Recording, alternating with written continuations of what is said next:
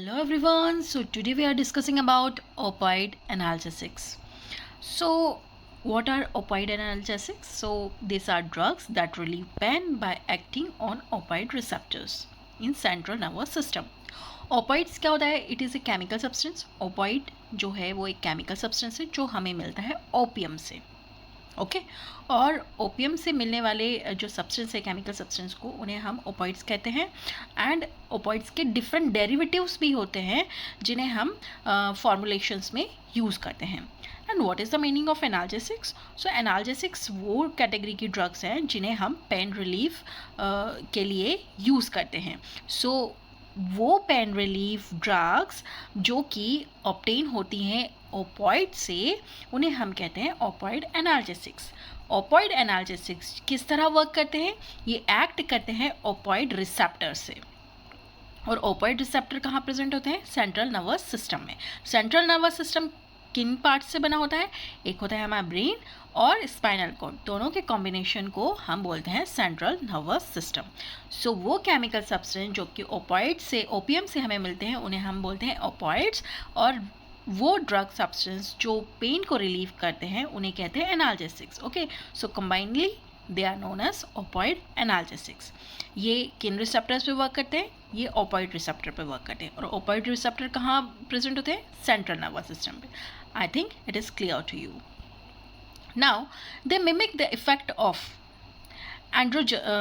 endogenous peptides such as endorphin, enkephalins and dynorphins. ये क्या करते हैं? ये हमारी बॉडी में जो नेचुरली मॉड्यूलेट करने वाले सब्सटेंस रिलीज होते हैं ना, पेन के परसेप्शंस को नेचुरली जो मॉड्यूलेट करते हैं, जैसे एंडोर्फिन्स हैं, एनकेफेलिन्स हैं एंड डायनोर्फिन्स हैं, ये नेचुरली पेन के परसेप्शन को मॉड्यूलेट करने का काम करते हैं. तो नेचुरली जो हमारी बॉडी में तो ये रिलीज़ होते हैं. ओके, बट ये बहुत टाइम लेते हैं. ओके, सो हमें तो चाहिए होता है जल्दी से रिलीफ चाहिए होता है हमें पेन से. तो हम ऐसे कुछ ड्रग सब्सटेंस हमारी बॉडी में ड्रग्स लेते हैं जो मिमिक करें इन नेचुरल सब्सटेंस के अफेक्ट को. ओके, उनकी कॉपी कर सकें. ओके, उनके जैसे एक्शन को क्रिएट कर सकें जो नेचुरली हमारी बॉडी में प्रेजेंट है. उनके एक्शन को ये मिमिक करते हैं ओपॉइड एनाल्जेसिक्स. ओके, और पेन के परसेप्शंस को मॉड्यूलेट करते हैं. ओके, पेन का परसेप्शन मतलब क्या होता है? मतलब पेन की फीलिंग को कम करने वाले substance. Okay, analgesics. So opioid analgesics are classified into various classes like on the basis of their occurrence, like natural opioids. Natural opioids क्या होते हैं? जो डायरेक्टली आप प्लांट सोर्स से हम ऑब्टेन करते हैं. ओपियम जो प्लांट होता है उससे ऑब्टेन करते हैं. ओके, तो नेचुरल opioids की कैटेगरी में आता है मॉर्फिन, कोडीन एंड थेबेन. ओके, अब नेचुरल सब्सटेंस को आप थोड़े केमिकल के साथ ट्रीट कर दीजिए. ओके, उसके डेरिवेटिव बना लीजिए तो उन्हें हम कहेंगे semi synthetic opioids. Okay, derive from natural alkaloids. Okay, इसमें एग्जाम्पल आ जाता है हीरोइन का. हीरोइन को अगर आप केमिकल उसका नेम देखें तो उसको हम कहते हैं डायएसिटाइल मॉर्फिन. ओके, मतलब हम ओपॉइड जो है एल्कोलाइड्स, ओपॉइड एल्कोलाइड्स को हम क्या कर देते हैं? उसका एसिटाइलेशन कर देते हैं तो ये डायएसिटाइल मॉर्फिन में कन्वर्ट हो जाता है. मॉर्फिन क्या था? ऊपर नेचुरल था. नेचुरल को हम जब डायएसिटाइल उसका एसिटाइलेशन कर देंगे तो वो कन्वर्ट हो जाएगा मॉर्फिन, डायएसिटाइल मॉर्फिन में. For example semi synthetic opioid का एग्जाम्पल है heroin, oxycodone and hydromorphone. Is synthetic opioid. Synthetic में हम सिंपली केमिकल सब्सटेंसेस का यूज़ करेंगे, केमिकल रिएक्टेंट्स का यूज़ करेंगे टू सिंथेसाइज ओपॉइड. यहाँ पे हम नेचुरल सब्सटेंस का कुछ भी यूज़ नहीं करेंगे. ऐसी केमिकल रिएक्शन लगवाएंगे केमिकल्स को यूज़ करके कि वो ओपॉइड सिंथेटिक ओपॉइड्स की तरह अपना इफेक्ट शो करे. ओके, लाइक पैथेडीन जिसे हम मैप्रेडीन भी कहते हैं, fentanyl, then methadone, tramadol, then pentazoxine. Okay, so these are synthetic opioids. Of opioid analgesic. Opioid analgesic किस तरह से अपना एक्शन शो करते हैं? तो सबसे पहले एक्शन शो करने के लिए हमें रिसेप्टर की ज़रूरत होती है, क्योंकि ड्रग और रिसेप्टर दोनों बाइंड होते हैं जब भी तो एक्शन प्रोड्यूस होता है। ओके, तो ये जो ड्रग है ओपाइड एनाल्जेसिक जो ड्रग है वो किस तरह के रिसेप्टर पे जाके बाइंड होंगे? तो उनके लिए चाहिए हमें ओपाइड रिसेप्टर। ओपाइड रिसेप्टर भी 3 टाइप के होते हैं। So very first type of receptor is mu receptor. Mu receptor जो होते हैं वो मेन रिसेप्टर होते हैं for analgesia, euphorbia and respiratory depression. Okay, analgesia means pain को रिलीव करने वाले रिसेप्टर। अगर ड्रग यहाँ पे जाके बाइंड होगी, म्यू रिसेप्टर पे जाकर बाइंड होगी तो वो पेन को कम करेगी। एंड म्यू रिसेप्टर्स हमें रेस्पिरेटरी ट्रैक्ट में भी प्रेजेंट होते हैं जो रेस्पिरेटरी डिप्रेशन कॉज करते हैं। रेस्पिरेटरी डिप्रेशन हमें कहाँ पे चाहिए होता है? जब बहुत ज़्यादा सांस लेने में दिक्कत हो रही हो, बहुत ज़्यादा खांसी आ रही हो बार बार, in case of asthma. So in that kind of severe condition related to respiratory system, respiratory depression के लिए हमें ड्रग लेना पड़ता है, तो वहाँ पर भी म्यू रिसेप्टर प्रेजेंट होते हैं। Okay, then second type of opioid receptor is kappa receptor. Kappa receptor जो होते हैं वो स्पाइनल एनाल्जेशिया देने में मदद करते हैं। ओके, जब स्पाइनल कॉर्ड में कुछ मेजर सर्जरीज जब हमें परफॉर्म करनी होती है, डॉक्टर्स को परफॉर्म करनी होती है, उस केस में स्पाइनल एनाल्जेसिया दिया जाता है, तो वहाँ पर कपा रिसेप्टर प्रेजेंट होते हैं और कपा रिसेप्टर मेन रोल प्ले करते हैं for causing sedation. Then come to the third type of opioid receptor, that is delta receptor.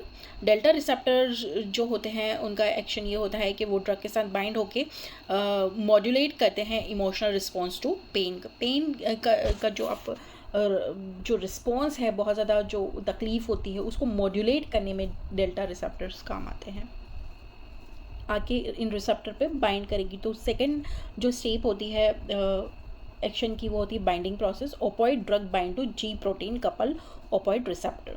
Okay, G protein एक प्रोटीन है, ओके, ग्लोबुलर प्रोटीन है, ओके, जो कि ओपॉइड रिसेप्टर के साथ कंबाइन होता है। तो ड्रग वहाँ पे जाके अटैच हो जाती है, बाइंड हो जाती है, mainly on mu receptor in brain, spinal cord and peripheral tissues. Okay, तो ओपाइड रिसेप्टर पे जाके बाइंड होगी और रिसेप्टर के पास क्या है? जी प्रोटीन है। ओके, जी प्रोटीन जो कि कपल्ड है ओपाइड रिसेप्टर के साथ, तो वहाँ पे जाके ओपाइड ड्रग बाइंड हो जाएगी। अब क्या होगा? ड्रग भी हो गई हमारे पास, रिसेप्टर भी हो गया, दोनों बाइंड हो गए। अब जो होगा, अब एक्शन शो करेंगे, इन दोनों के कॉम्बिनेशन से एक्शन प्रोड्यूस होगा। ओके, और अब सेलुलर लेवल पे काम होगा, सेल अपना मैकेनिज्म परफॉर्म करेंगे। जैसे opioid analgesic, OA stand for opioid analgesic, inhibit.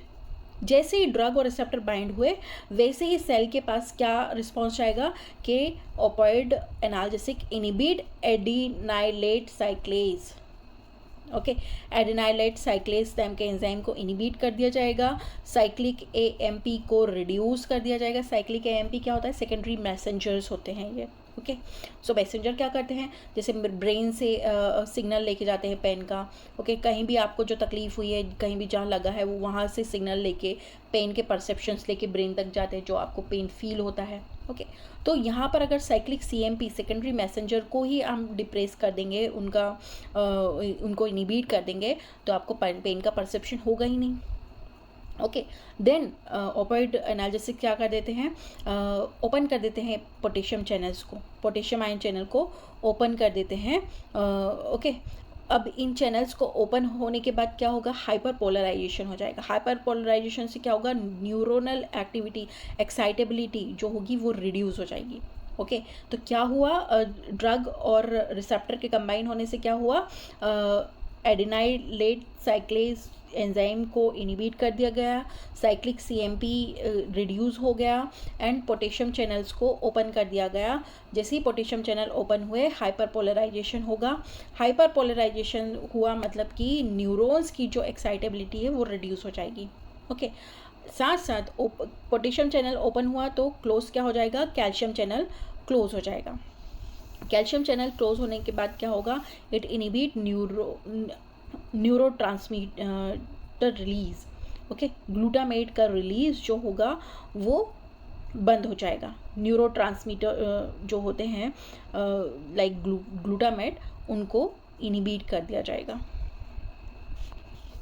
जो इनहिबिट करना था वो कर दिया, और जो चैनल्स ओपन करने थे, क्लोज करने थे, वो सब कर दिया। अब रिजल्ट हमें क्या मिला? रिजल्ट हमें ये मिला इससे कि reduce transmission of pain signals. Okay, pain के सिग्नल्स का ट्रांसमिशन क्या हो गया? रिड्यूस हो गया in spinal cord and brain. Brain और स्पाइनल कोड तक मैसेज ही नहीं पहुंच पा रहा है पेन का। ओके, तो आपको पेन फील भी नहीं होगा। Then alter emotional perception of pen.